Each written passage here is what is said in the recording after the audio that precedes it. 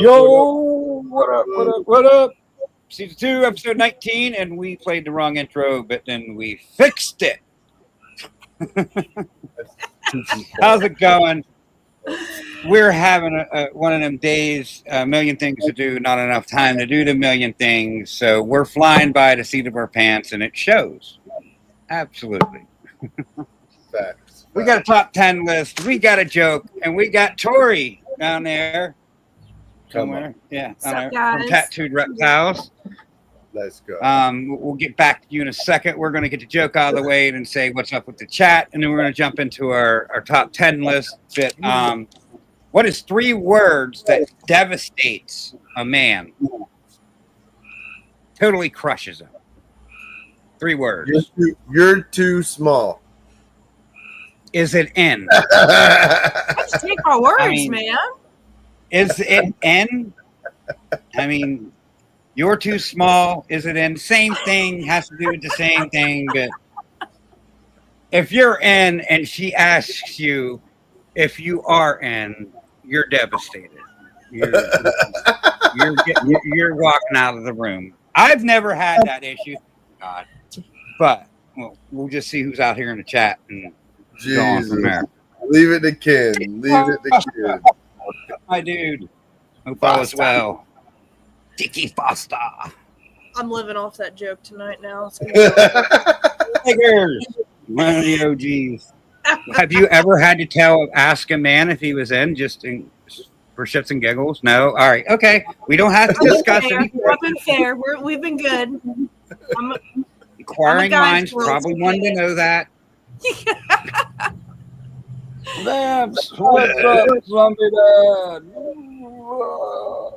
Look, she's getting it. Look, she got it. Look at her. I like this girl.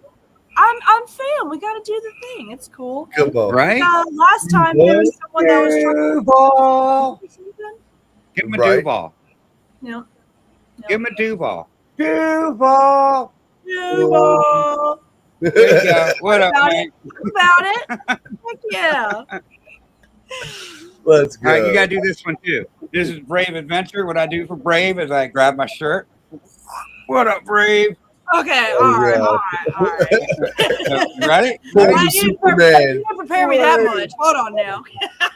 I mean, it's just like you don't really got to rip your shirt. It's just like a pretend. Yeah, there you go. Perfect. Yeah. Don't keep your pants on, guys. If it's just pretend, you ain't really doing it. What up, Nick? Sup, Nick? What up?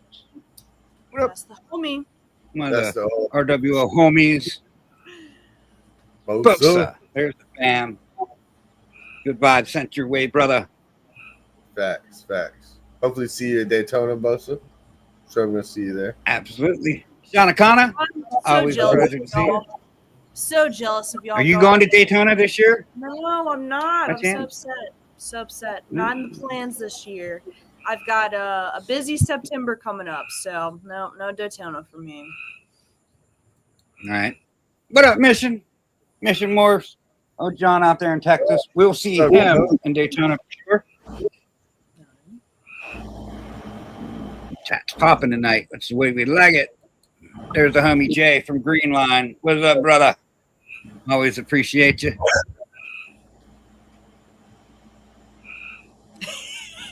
Pee Will, what's up, my dude? Will. One of the RWO brothers.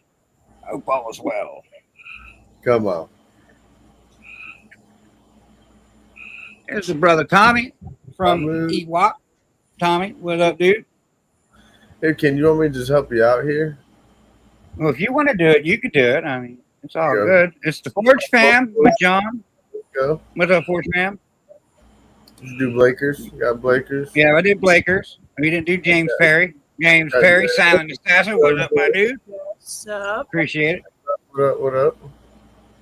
So who else we got in here? You. Forge, John. Chat's popping. You got a while. So I just sit back, relax, shout names out. Mark. What's up, you rat bastard? One of our RWO brothers. Another one. And another one. And another one. Brother Stan, what up, Another Stan? one. Brother Stan, what up? Miss you, Good buddy. sir. Can't wait to come Guys, back. hey. Upside down heart. I give Come them on. hearts. See, I can't do it that way. Like, I have to do it this way. Like, if you do it that way, it don't look like a heart. But if I do it this way, it does. Do them like this or something like that. I don't know. Just my heart's. It don't work with thumbs on the bottom for me. I can't do that. It looks like a messed up heart. It looks like a square with a bottom. It's not too bad. So I do it this way. Got it. Now that's There you go. everybody. So we good. We all caught up? Get Yep. it. All right. I don't, So the top 10 was done on a total fly tonight. I actually did this while you and her was talking backstage because I was like, shit, I don't got a top 10 tonight. What am I fucking doing? Well. So we're going to make it pretty easy on you.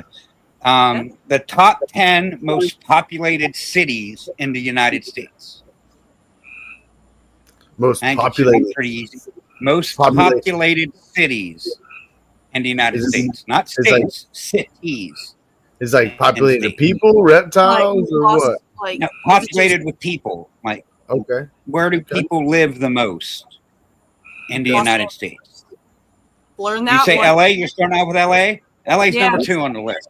There Number you go. 2, Stan's I got believe it with number that 1 with traffic. New York. So New York and LA off the list. Yep. Ooh, I'ma go Chicago's on the list. Duval got Chicago at 3. LA's I'm gonna- already taken. I'm gonna go with Jacksonville, Duval. I'm good, Nick. Jacksonville with the ain't on here. We're bigger than Jacksonville. What are you talking about? All right, all right. Hey, I'm We gonna go bigger than hometown Miami? for it. Well, Miami's Dallas not- is 9 on the list. Houston is 4 on the list. Well, dang, they knocking these out. New Orleans. New Orleans not on the list. Orlando not on the list. There is one Pennsylvania state on here. I'll say that. Seattle not on the list. DC. DC not on the list. Okay. Denver not on the list. Atlanta not on the list. Damn, Atlanta's So not on most there? of these that are left are in Texas or California. Okay. Texas, California. So what's it, Austin, Texas. My dog's sitting there playing right in front of me, making ruckus. Go somewhere. Go lay down. Dallas. So it'd be No. Dallas, Texas. It'd be Dallas is on there. We already got it. That's number 9. There's 5, 6, 7, 8, and 10. Sacramento, not. San Antonio, yes, San Antonio's on the list. San Antonio. Okay. Okay. San Diego's on the list. San Antonio was 7. San Diego was 8. Boston, not on the list. So we got 5, 6, and 10. What's the most popular city in Arizona? In Arizona. Alex said Charleston, Savannah. Not Charleston, not San Diego, not Savannah, Fort Worth. not Fort Worth. You got me on this one. Phoenix. Phoenix. Moore Ford said it. Phoenix, that's number 5. Yep. Okay, and number 6 is in Pennsylvania. You got 2 big states or cities in Pennsylvania. You got one on the left and one on the right. They both start with P. Pennsylvania and Pennsylvania. Nah, that's the whole state. You need cities like inside the state. Not Pittsburgh. Not Pittsburgh. It's the other one. It's the other one. It's all the way on the other side. And they like to say water. You got me stumped on this one. Hey, water. Water. They call it water. The city of brotherly love. I mean, Philadelphia. Philadelphia. Yes, they got it.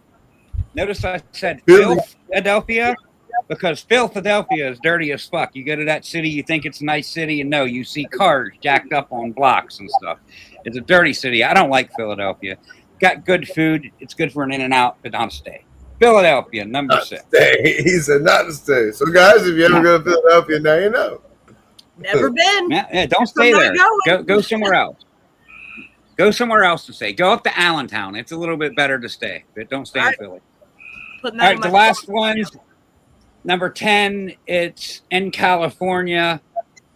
It's one of the sands. You got a couple sands. We got San Diego. So what's another sand in California? San Fran. San Fran, yeah. And we got San Diego, not San Francisco. Oh, what is it? Not San Diego or San Francisco. Oh, yeah, I was going to say San Diego. That was Carmen Electra. San Jose. Smiley face. Wow. San Jose. Jose. So that's the top 10 list this week. Top 10 most populated cities in the United States. Number 10, San Jose.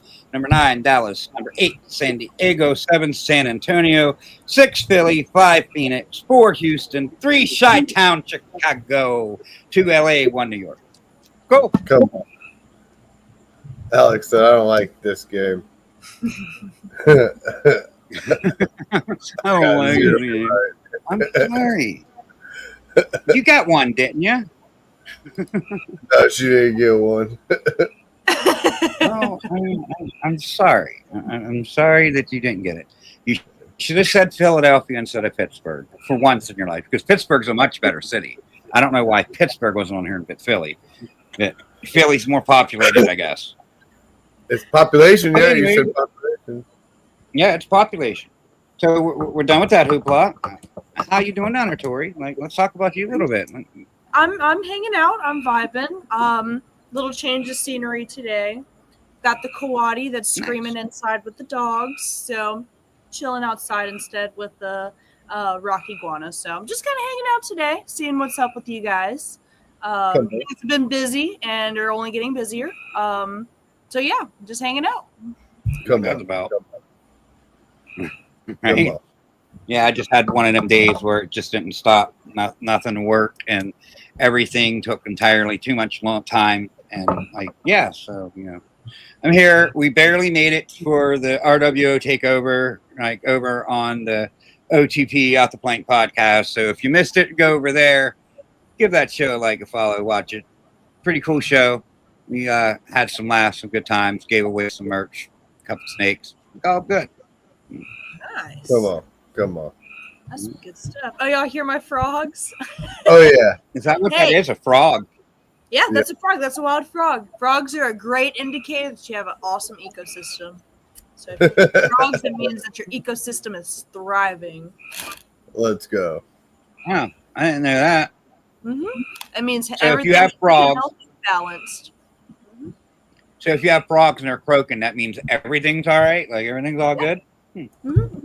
Yep. It means that something in your environment is perfect for them. They're thriving. They're croaking. That means they're breeding, which means they're happy. They're eating. Something's going right. They're happy. So, yeah, that's pretty much what that means. I learned that not too long ago from a veterinarian over at LSU whenever we were doing some work with flukers. So, yeah. Come on. Well, something's going on good behind my house because them mofos don't shut up at night. As soon as dark hits, they're going off, all of them. Must be one old big frog orgy over there behind the house. You must have the great ecosystem. It's a good ecosystem. It's a good shit. Something's in the water. Oh, something's definitely in the water here. What's up, Carl? Thanks for coming in. So, like, a lot of your backstory, like, you've worked with many various types of animals. Like, I mean, like, that's cool in itself because just with like reptiles, like if I keep ball pythons, but if I would get a carpet, it's like a whole new set of rules. Yeah. Like how do you balance that? Like, you just remember what each individual animal, does and takes, and like how challenging is that to really just, take care of what various 20, 30 different animals that you have? I mean, what's your biggest challenge with it? I want to say my total census as far as animal goes is about 50, 60 animals. That's like calling a saltwater tank one, a freshwater tank another. I got one rock iguana. So like I'm balancing a good bit. Now, the good part about all of it is I've kind of always been in the kind of chaos of keeping animals because my keeping of animals was really close to me working in zoo work. So when I started keeping animals, it was a little bit. It was a bearded dragon, a Eurymastix, and a corn snake. Easy going. That's all easy stuff.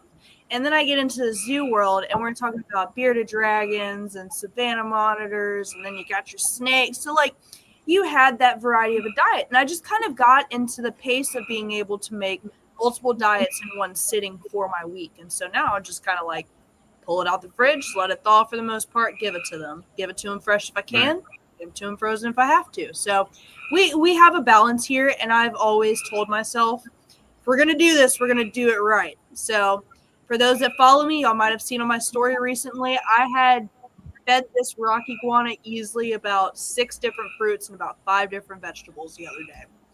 So I get it done. I do it. Don't know how. It's just kind of like my thing. Come on. Right. Come on. What animal would you say is the biggest pain in the ass to take care of? My rock iguana. She's the most needy. She is the most needy. Now, she is also the most challenging. It is because they're so intelligent. They're the same spectrum of all the other iguanas. They're too smart for their own good. So the moment that she'll even go after me and now she's an adult, bought her as an adult. She's got her challenges, and that's really what we're getting over. But I mean, she'll chase me in this little catio that's her quarantine area right now over apples. So I mean, she's my most challenging right now, and I'll even say that over the Kawadi. And the Kawadi's just like, she's my baby. Right. So, but yes. Mm-hmm. Come on. Yep. Most varied diet. Just overall trying to get through all of the training with her, getting her handleable. And a lot of this has to do with the space that we're working with. Like y'all see, she's in a catio. This isn't what she's going to be in. She's in quarantine. So having that space to be able to work with her, it's not there. It's not there. Right. So do you think that builds in to the challenge you have with her, just not having a big enough space? 100%. A lot of people don't understand that with keeping animals. Space is a big factor in it because that animal also needs to feel safe in whatever situation it's in. Right on. Especially a lizard like that, you know what I'm saying? For sure. Right. The catio's not bad, Nick. It's not. I'm loving it. She's loving it. She's not hurting herself. Y'all can't see the comment, but it says love the catio though. And yeah. It's been working great for her as far as the quarantine goes. My frilly lived in it before, my frill dragon. He's living in the greenhouse right now. We can talk about the incident a few, but yeah, it's working great for a quarantine setup right now. And I was telling Justin and Ken earlier, we're building like a 14 by 5 foot enclosure. It's going to be about 6 foot tall. So nice. We're going to have plenty of space. We're not worried about space over here after that. So we're chilling. Come on. Right. Hell yeah. So what kind of enclosure are you going to build outside? Are you going to do like the 2x4s? Are you going to drop posts or like aluminum roof and all that stuff? Or like you're going to do it up pretty much then? We're going to do the whole thing pretty nice. Louisiana's pretty decent as far as like the actual humidity goes. So you don't have to do a whole lot more than maybe giving them a hide box that'll hold a little bit extra in there. But yeah, we're going to do, PVC covered screening. We're going to do the posts, dig them in. Make it tall enough, make it long enough. So even if she decides to switch up on me and give me trouble, I can get myself out of it. Right. So now on the other end of that spectrum, what animal would you say is your easiest? Is just like, kind of set it and forget it? Like, what's the easiest animal that you take care of? It's really hard. That's a hard one. Not to diss the question or anything, but everything will have its own little task to it. I would say the easiest one I have is my morning geckos. They're the easiest ones. They're the easiest ones. I mean, I give them a little bit. It's just a dab of a little bit of some gecko food. So I'm going through with a bottle cap that's just tiny enough for me to slip in so no one escapes. They go and eat it because I only have 3 of them. So they go and eat it. And by the next morning, it's gone. I take it out. We're good. It's a clean bottle cap because they licked it clean. Come on. Nice. Come on. Are you giving them like the Pangea or do you do like what? Super worms? I do a little bit of a mix. Most people would just do fruit. I do a little bit of insect. Obviously, I'm a Fluker girl, so I use the Fluker products, and I also use Pangea. So with Pangea, unfortunately, having a little bit of some calcium. Yep, they're having some of that calcium deficiency. I just go ahead and add a little bit of Flukers. It's safe. Nothing against Pangea. Yep. My geckos love it, but we're just going to be covered over here. So that Fluker product will have it clean. Facts. Yeah, a lot of people have been having, from my understanding, with Pangea calcium problem. Pangea is a great product. I'm definitely starting to learn that. I'm definitely starting to learn that having the right kind of setup for even the rats. I have a colony of rats, like, and I'm doing it a little different this time, and it's so much easier. Like having the right equipment for that specific species is just makes a world of difference. Like from doing it from just a regular square plastic tub into the individual breeder tubs, it's like a godsend. Like that's just like me doing it in the beginning to me doing it 3 years later. You learn so much more. But Justin, take over for a minute. This dog's bugging me. He's got to go out. So I'll be back in a minute. So I know, like we discussed it on Nick's channel some, but you worked at a zoo. I would say, I don't know if it's a personal zoo. I can't remember. Yeah, excuse me because of green tea. But explain some of that to us. Let us know some insight, some information, and then I'll get in some good questions about it, more or less. Of course. And y'all just want me to kind of give you the story of everything? Yeah, give us the whole rundown. Kind of run it down. Let us know. Let's Fill us out about it. So, as far as like the zoo world goes, I really kind of started I started my animal keeping around the same time that I started zookeeping. I really kind of fell in love with it. And the story I'm about to tell you is low-key wild. People don't need to be hiring untrained people. And I'm saying untrained because just because you didn't go to college to do this does not mean that you are not qualified to do this job. Correct. Okay? So I have been given a golden nugget, and luckily they trusted the right person type situation. Okay. Someone really could have messed this situation up if it was anybody else. So I started keeping. I was 20. I was a 20-year-old person that just got done selling Harley Davidsons. I was over it. I knew what I wanted to do.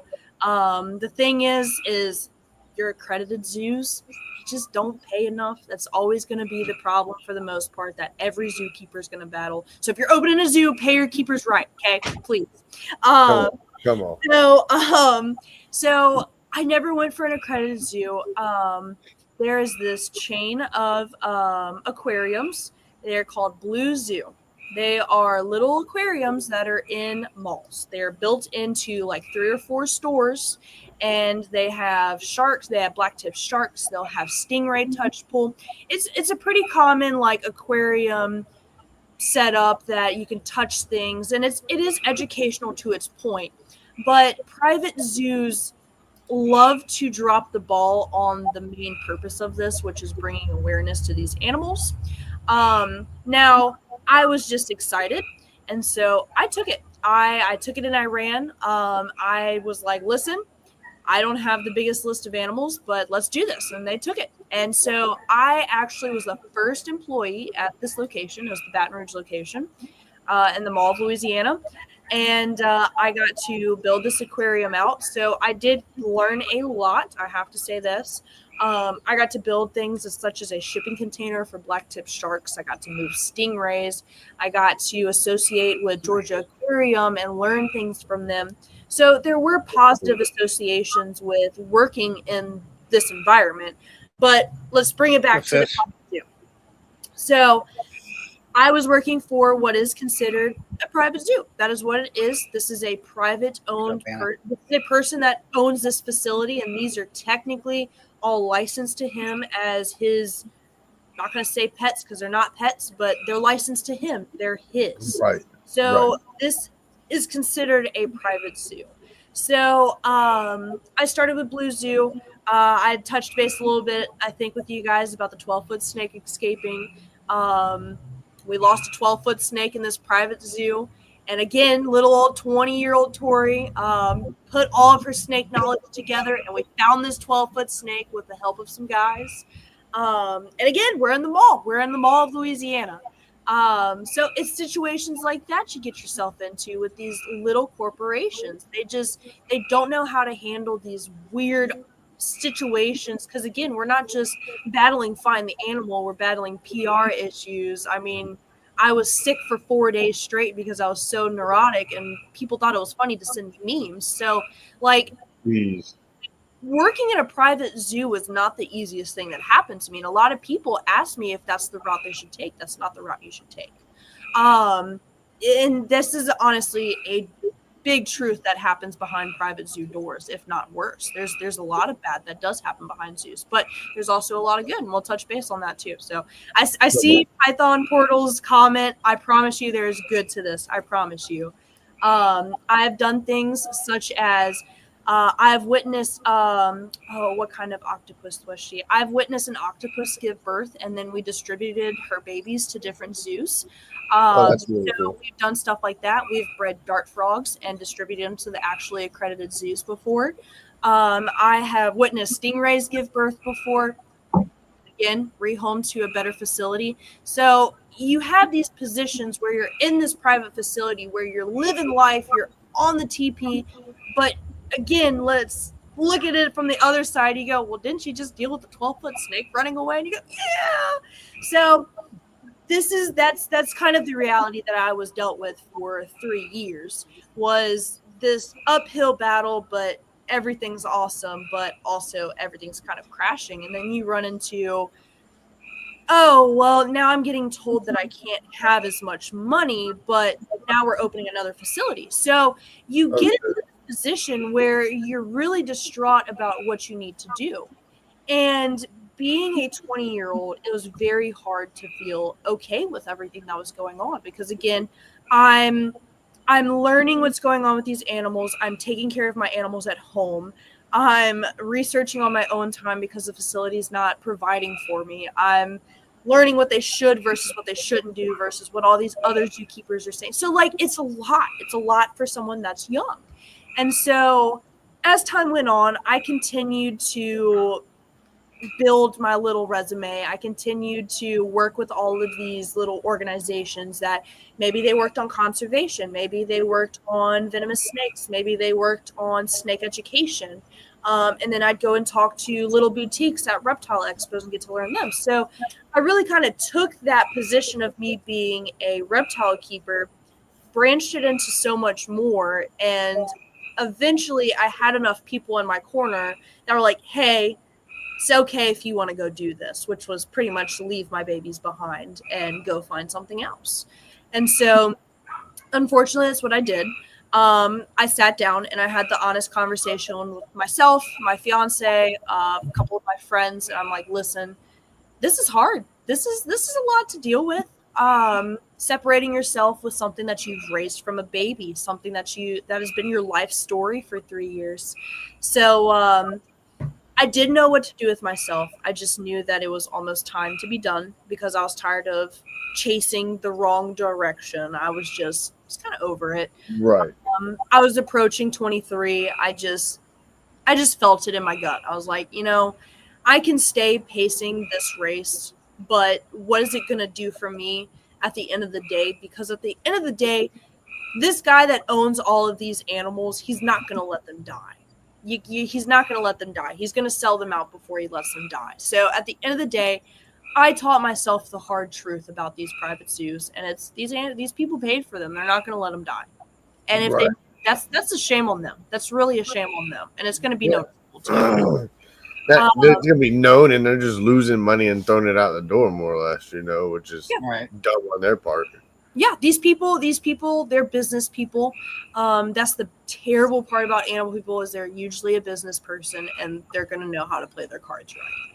Yep. So I dealt with many of owners. I dealt with many of new managers, new directors, new rules. We're not doing this. We're going to do that. So working for a private zoo is not for the weak. Not saying that an accredited zoo is any different, but whew, man, it aged me. I'm a little aged now. I wouldn't say fine wine aged, but I'm a little sour beer now. So, but to continue on, I took that opportunity of, I really just I went and had like a 2-week vacation, and I went, let me figure myself out. So me and a friend, we went down to Florida. We just hung out. We did a couple of things in Florida that made everything kind of disappear for a few. Went to the beach, went to the springs, went and swam, did all the fun stuff.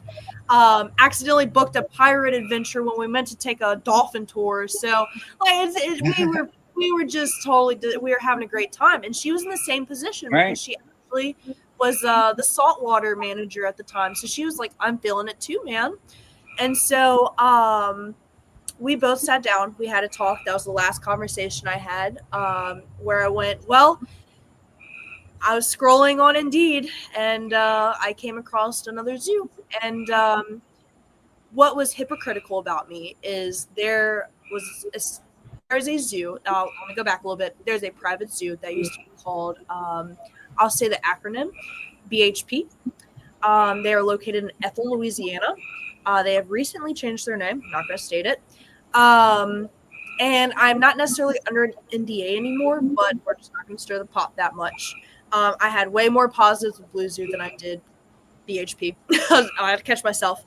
But we sat down and we both had the chat of, do we actually want to go work for this zoo? Because all it was negative commentary. It was negative reviews. And the customers, they had positive reviews, but you would go on Indeed and look at those employee reviews, and it was just bad. Yeah, you don't want to touch that with a 16-foot pole, let alone a 10-foot pole. So we were like, do we really want to do this? And we came to an agreement. We go, we're both passionate. We're educated. Let's see where this goes. At the end of the day, again, let's remember this is a private-owned zoo. This guy's been open for 12 years. He's not going to let his animals die now. He's not going to let it happen.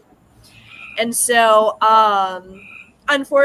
very fortunately, we both got the position. I got my job, and then she got her job a couple weeks later.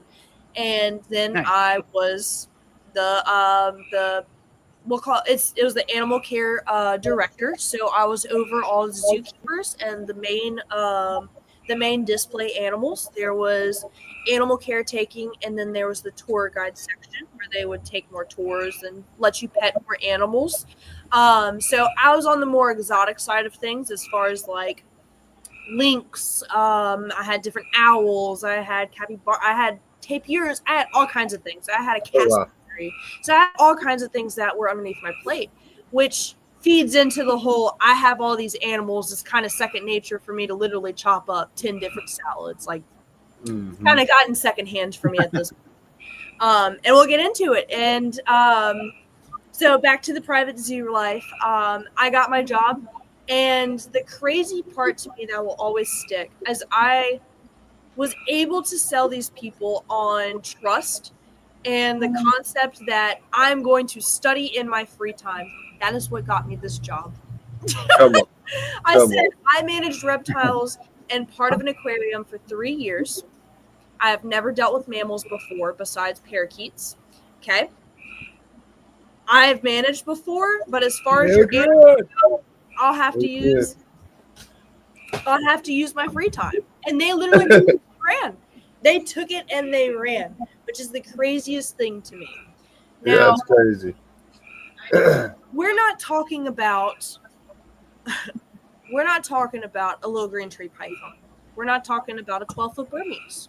We're talking about a reticulated giraffe. We're talking about a striped hyena. We're talking about big cats, two-toed sloths. Like, these are very important animals. So this is my statement where I say this is why it blows my mind. Not that I couldn't do it, But what if it was someone else that didn't actually know what they were doing and they stepped in that position and sold themselves just as much? That's crazy. That's crazy to me. So, Absolutely. yeah, I worked 6 months with this company. I literally gave them 6 months to the T, because I'm someone that believes 3 months is too short a time. 6 months will tell you everything you need to know. A year, you're kind of pushing it if you're unhappy. So I literally gave them 6 months of my life. It was the most insane 6 months of my life. I've got wrinkles that I shouldn't have and gray hair that's popping up everywhere. Don't want it. I have it. And I swear it's from this zoo.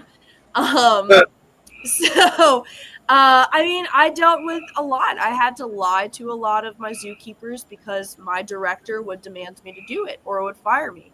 And it got to where it was ethically unfair for me and the animals. And I literally walked out on my lunch break. And I'm not someone to do that. I'm very, very on the fair side and even side of things. And I said, y'all are insane. They wanted me to work a whole zoo facility by myself with a 16-year-old. Oh, hell no. No, I said, Nah. I'm not doing it. And they knew about 5 days before that I was going to be working by myself, and no one helped me. And the day before, I said, I'm not doing this. They can do it. I'm not doing it. Wow. So, yeah. What happens if an animal has a bad day when you're there by yourself? Yep, exactly. You go missing. Like, you know? You're done for. You're done for. I mean, and we're not talking about 12-foot snake. And again, even a 12-foot snake, you should have 2 people with you. You're gonna go get in a cage Absolutely. of a hyena? Like, what the fuck? You know, like You're going to buy hyena poop. There was you are hyena food. You're a hyena poop if you fucking do that. Yeah. Yep, y'all got it. Y'all feel my pain. It was every day was another situation, and coming from a manager's side, I totally understand working to the max, being a workaholic. I was working from about 6 o'clock in the morning till about 12 o'clock at night, easily. Every single night, sending text message, paperwork, everything. It was so much. And the other part of that is because there was not enough workers. The private zoo got I got to away. get the dog. I'll be back. The private zoo got away with having way less workers than what they were supposed to have. And so you would get into positions where you're like, this is unsafe. This is so unsafe. And this is not just this place. This has been many of other places as well. This is just word of mouth that I'm talking about. But it's very common in private zoo practices. You get way more negative than you get positive. But then these workers, they get into a spot where they feel very obligated to stay. And that's not fair to you. You shouldn't. Right. If any of my people in here are zookeepers, you should not feel that way. Feel that about way. where you work. So it's been definitely a stepping stone in my career. It's definitely helped me out a ton. I wasn't just given it. I did work my butt off for it, but holy cow, that's a lot. All of that, that's a lot.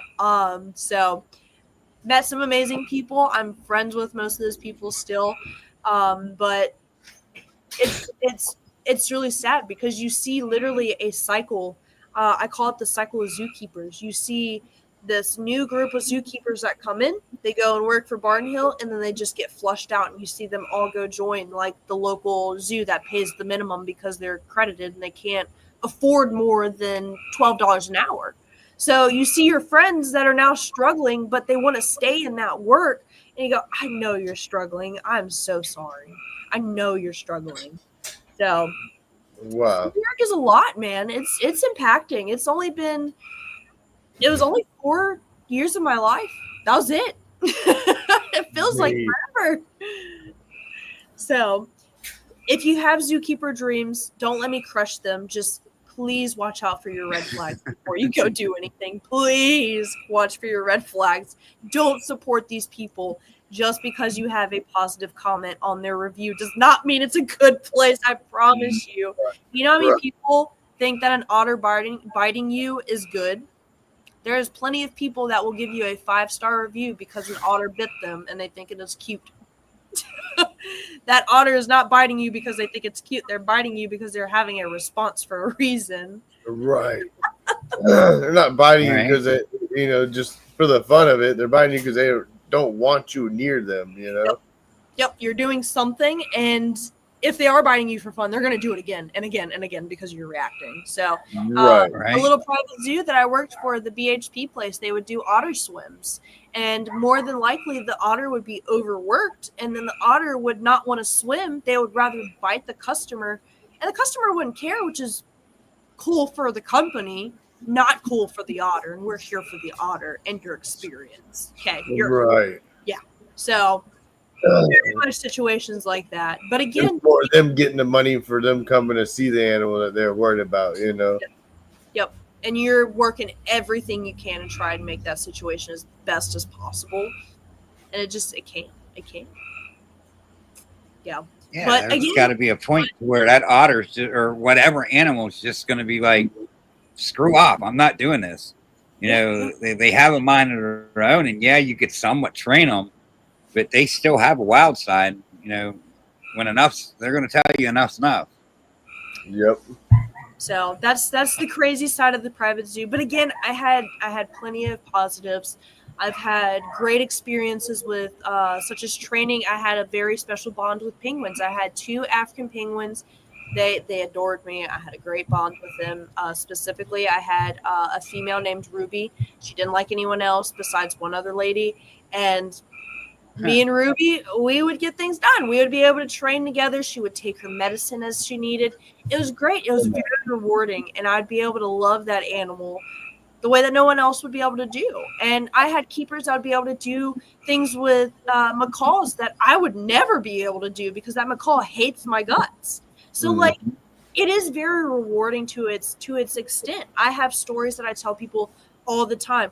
Oh my gosh, I worked with this cassowary, and his name was Delta, and he was the goofiest little thing. Instead of trying to attack us, he would just look at us sideways like this.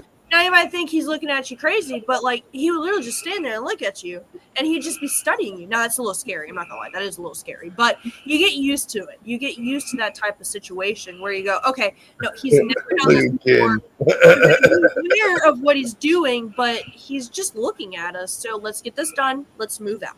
Let's give him his enrichment. Let's give him his training. Let's move out. He obviously that's his normal response. We're okay.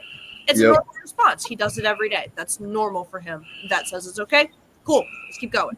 So it's stuff like that. I've had plenty of awesome stories. I've had plenty of scary stories. I've had plenty of that place should be shut down because of that stories. So it's for my people that want to be zookeepers. Just watch your red flags. Don't be weary. You got this. We need zookeepers. Come on. Remember, watch your red flags. So give us like a one horror story and give us like one greatest the scariest you ever been. All right. Let me see. Well, honestly, my scariest story has to be that 12-foot snake. That's a really scary story to be living. Honestly, that was 4 days of hell. That was 4 days of no sleep. That was 4 days of constant phone calls. Because again, we're a chain. So obviously the people that own this place are not in town. Right. They're calling you and they're like, did you check behind the fridge? And you're like, yeah, I checked behind the fridge. The 12-foot snake that's 40 pounds is not back there. I promise you. So it's stuff like that. Like, I don't want to get into too much details, but being in the situation of having to lie to your zookeepers because your director told you to, because they don't want a zookeeper in the park because an animal is out, that's really scary. That's pretty scary for the people that are in the park, the people I'm lying to, and then on top of it, the animal. That's pretty scary. Now, the situation did end up going to bay. Nothing negative came out of it. Besides me, I was the butthole in the situation. I was the asshole that lied to them, and I had to be like, it's good to be the asshole every once in a while. Sorry. I was like, I'm sorry. It was really not. I wanted to tell you the truth. It really was not my call. I'm so sorry. And everyone at the end of the day, I was like, we already know. Like it's like we all know the situation. It sucks, but we're all here for the love of the animals, and we're trying to keep the place afloat. So, come on. So yeah. That's pretty much my zoo story. I left, like I said, on a whim. That's not like me. I went and picked up my job at Fluker's, and I gave them 120%. So don't think I'm a slacker because Right. I quit. But Right. so it's been almost 2 years with Flukers now, and it's been great. I've been very stress free. It's gotten to where it's so stress free. My fiance asked if I'm going to get fired because I'm living life, and he's like, "Are you okay? Is everything okay? Are they going to fire you because you're kind of like going to vet appointments and then coming home and just kind of relaxing a little bit? And like you go and do this, and I'm like, it's work. I'm working because I'm a social media coordinator now. So I'm like, I work for my phone. So I'm like, I'm always working. It just doesn't look like I'm working. Come on. So yeah, it's been a lot better. Okay. It's been a lot better. So you're basically doing a lot of the social media for Flukers, then I'm assuming. Yeah. Cool. Yeah. Hell yeah. So if it is a organic video, if you see me, if it's pretty much a video in general, it's made by me. It's original content. I don't use any AI or anything like that. That was a big thing that I'm like, it is all original. I promise you, it is all original. So that is what I do. If you see any pictures or advertisements or anything like that, that is my coordinator. That is my PR lady. Cool thing about Flukers doesn't care where you live for the most part. If you're good, they'll pay you. So Hell yeah. Right on. Come on. So that's for the most part. I don't think I have anywhere else I'm going. Flukers is pretty nice. I will say that. What animal that you have worked with has been the most rewarding? Like going back through it, like, you got your experience, working there, then you went to, the zookeepers and stuff. But what animal like gave you kind of like the most experience that, you're able to do what you're doing now? Mm-hmm.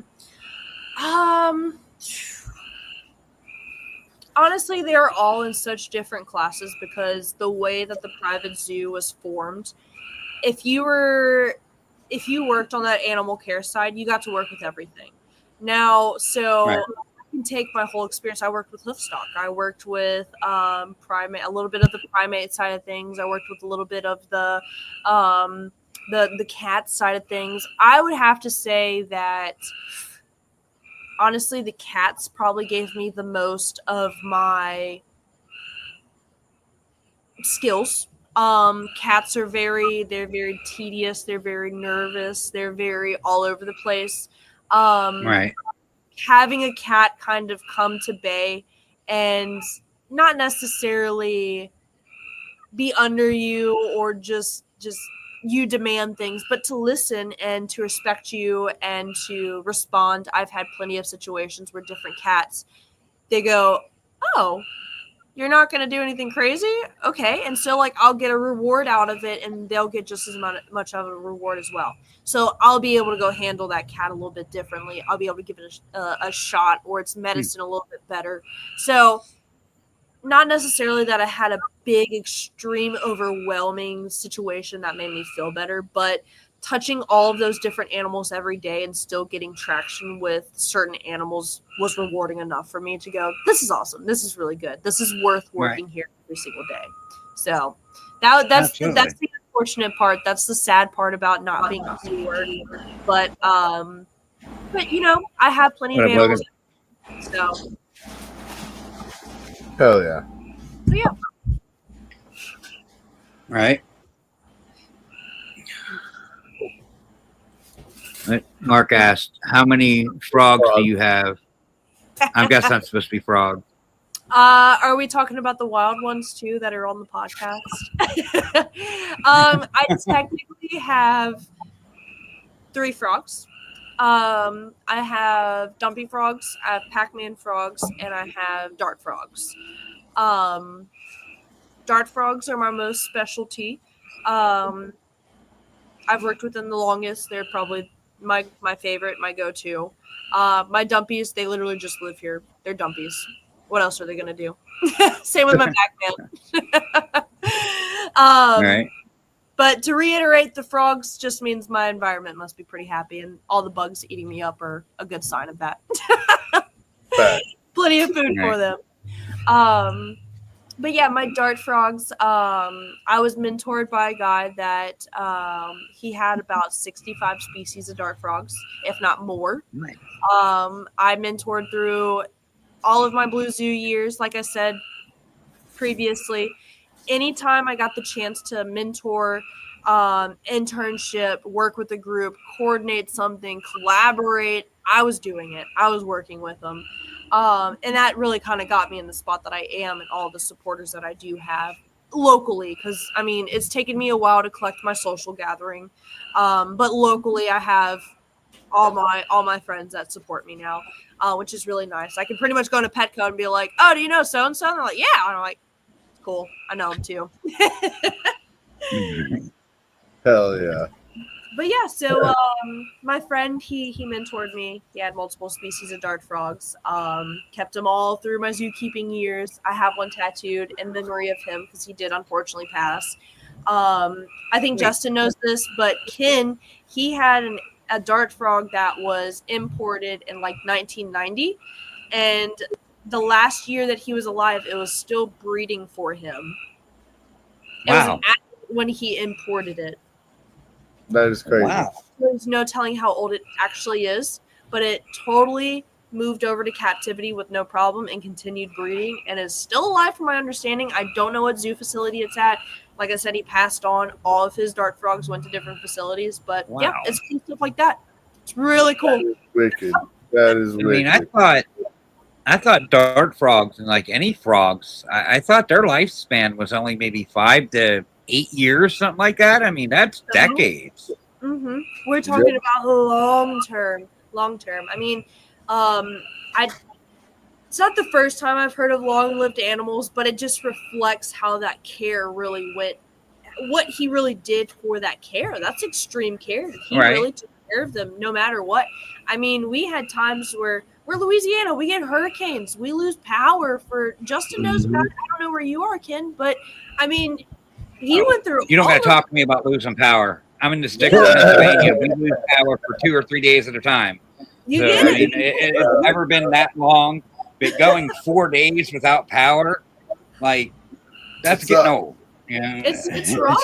Kind of bullshit. I mean, we've had hurricanes. We had a flood in 2016 that took out almost all of our, if not everyone's power for 2 weeks. Like, that's a long time without all your resources, air conditioning. We're talking again about 60 different species, not 60 frogs, just 60 incubators. Yeah. The whole thing. This man kept his stuff alive. That's wow. awesome. His name was Mitchell Negan, something like that. But he was an awesome guy. He all over the place. He even worked out in Costa Rica and did like conservation work and stuff. So he did good work. He was a good guy. He wasn't just a keeper. I'm guessing he had a lot of generators. Right. I would say he had at least one. Well, I mean, maybe one and a lot of extension cords. I don't know. Like, you need quite a bit of wattage to run all that shit. But, yeah. That's one of the things I really need to invest in because, like, I live, like, out in the woods, like, in the sticks. If we lose power out here, we're the last ones getting restored because there's, like, 20 people in this area. We're not in this group of 200 to 300, you know. We're in this tiny little area about here over here with 10 to 15, maybe 20 people. And so we're the last ones to get restored. So, I mean, the last few years, we had power outages of 3 to 4 days when I had eggs in the incubator. And luckily, I just didn't open it, you know, and it was in the summertime, so it was kind of warm out, you know what I mean? It never got that cold. And, like, well, I have a wood burner, too. So, like, you know, I'll just turn that on and just that thing fucking makes it 90 degrees. And I could have this room at 100 degrees if I really wanted. It gets hot. I could do Euromastics in this room with that wood burner. It gets that hot. But it saved me, you know what I mean? Just starting a fire and just it keeps things somewhat warm, like just because that one time was in the winter. It was really cold. It dropped down to like fucking 32 at night, and I was worried about everything because it had no heat. But I just brought everything out here, started a fire, and them things looked like they were dehydrated. I had to give them water, like spray them down because it got too hot that night. Because that's the bad part about it. You just can't control how hot it gets. I mean, you can control it by how much wood you put in. But if you load it up for the night and then all of a sudden it's 95, 96 degrees in here, you're like, oh my God, damn, I got to get these things wet. Like they need, cooled off. And all right, everyone's in a bucket. luckily it didn't get too hot. Right. Yeah. Luckily it didn't get too hot. you know, but it's definitely a shuffle without power. Like you definitely have to think on your toes for sure to keep these things alive, anyways. I mean, and even like me, I don't necessarily keep my animals in my home. I have a whole different garage, so it has a whole different element when it comes to it being extremely hot, it being extremely cold outside. So I'm constantly battling the elements of outside. So I mean, I'm dedicated to it. I'm gonna keep my animals alive and comfortable. Don't worry. We've got every ringer, every dinger, every monitor I can have in that room. I'm making sure that they are okay. Come on. So, right. Well, we're getting down below 5 minutes. We're going to get ready to wrap things up. I told you this hour goes quick. I mean, it's a pleasure getting to know a little bit more about you. I mean, shout out to Nick from 666 for originally getting you around and you know, getting you known in our crowd and stuff. But it's definitely been a pleasure getting to know you. If you want to just tell people where they could find you and, you know, remind them where you're at and how they could see what you're doing. Of course. Be the time to do it. Yeah. For the most part, I only really use Instagram, tattoo.reptiles as my user is. You'll see me on and off. I'm a person. I live my life. So you'll see me on for a long time. You'll see me off for a couple weeks. Right now I'm having my little off time. But you'll see me mostly on Instagram. You can follow me on Facebook. It's all in my Instagram. You can find my TikTok. You can find my Facebook. You can find the Instagram, of course. And you'll see a little bit of everything. Like right now, obviously, everybody is all over baby Indy. So it's a lot of baby Indy right now. She's a baby. She's baby Kawadi. Of course she's going to be cute. So little baby Cody. So that's a lot of the drive right now. We just got a little ferret in, so I just posted about her. So a lot of my page is about what I currently am doing, what I'm currently kind of working with, and then I'll update as I kind of have like times where I'm not really taking anything in, or I'm not really working with anything, or we're just kind of living our day-to-day rather than focused on a project or something like that. So I don't really have a goal. I don't have anything specific. I just like showing people what I do and what I got and how I do it. So come on. Right on. Right on. We're going to give you some words for our sponsors, and when we come back, we're going to start shutting her down. Here's our sponsor video.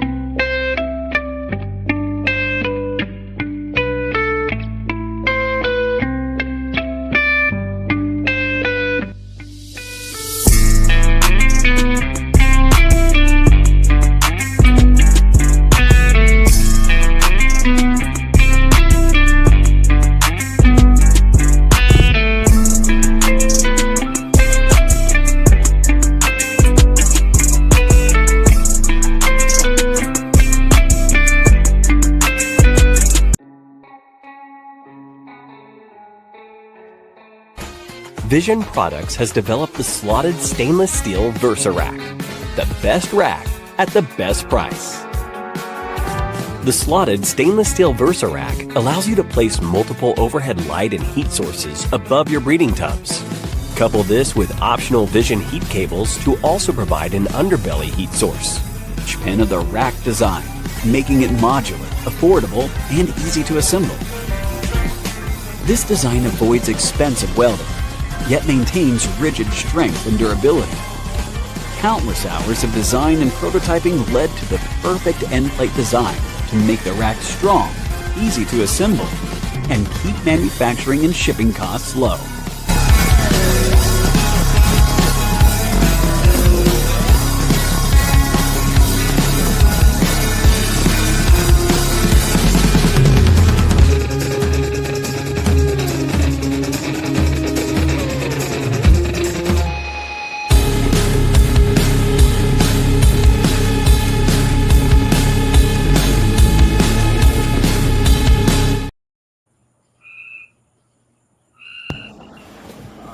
Come on. Sandstorm the kids. www.visionproducts.us. Y'all go there now. Get your Vision products. Get it. Do it now. All right, Justin, you want to road rack? I can tell everybody, speed humps in the road. Keep your head up. Don't let that head go down. As soon as your head goes down, you drag down. You know, keep that head held high. Keep on pushing. Keep on tracking over those speed humps. And thanks to chats for coming out. We couldn't do this without you guys for sure. And Tori, thank you for definitely coming out. It's definitely getting to know you some more for sure. Happy to be here. It's Come on. pleasure as always. I love doing them. Hell yeah. Come on. Right Y'all on. let me know if you want to do it again. Let me know in the comments. Y'all let me know. Like it. Let's share it, go. let me We'll know. get you That's back all I on know. between me and Nick. We'll have you on. Maybe get you on. Well, if you're on next Saturdays, so like Vance is on earlier Saturday. So if you ever can't do it late, maybe we can get you on early Saturday. But yeah, we'd love to have you on again for sure. Let's figure it I out. can get you on with the zombie. You know what I'm saying? Get you on with the zombie. Yeah, if anyone in the comments wants me on a podcast, y'all know where to hit me up. Mitzi already shared the link. I don't have an Let's go. excuse. That's what's up, girl. Heck yeah. Speaking of the dead man, this Thursday, we will all be at Justin's house. So we'll be on, but it's on the Dead Man's channel this Wednesday or Thursday. We'll be on the Dead Guys. And then Saturday at 5 Eastern Standard Time, Vance has his show. Is Nick doing Sipping this week? Sipping from Serpents live from Daytona. He says he's going to do it, but he's a choo-choo. I don't see how he's going to pull this That's one off. kind of late on a Saturday night. It's going to be auction time. I don't know if he's going to stand by it. We might go live from the auction. Maybe we'll do that live from the Daytona auction. Sipping with Serpents. But keep an eye out for that. We're going to have a bunch of live sessions. I mean, there's talks of a cornhole tournament, a mini golf tournament. We're going to be trying to take bottles to Jungle Gym and make them run around and make people ask them questions in the bottles and stuff. It's going to be a good time. We're going to get a little crazy, a little nuts, have a good time. But keep an eye out for us this weekend. You know, one team, one fight. Always remember, shoot for the moon, because even if you miss, you'll land up amongst the stars, and that's not all that bad. But until Thursday, we'll see y'all. Have a good night. Appreciate everyone. We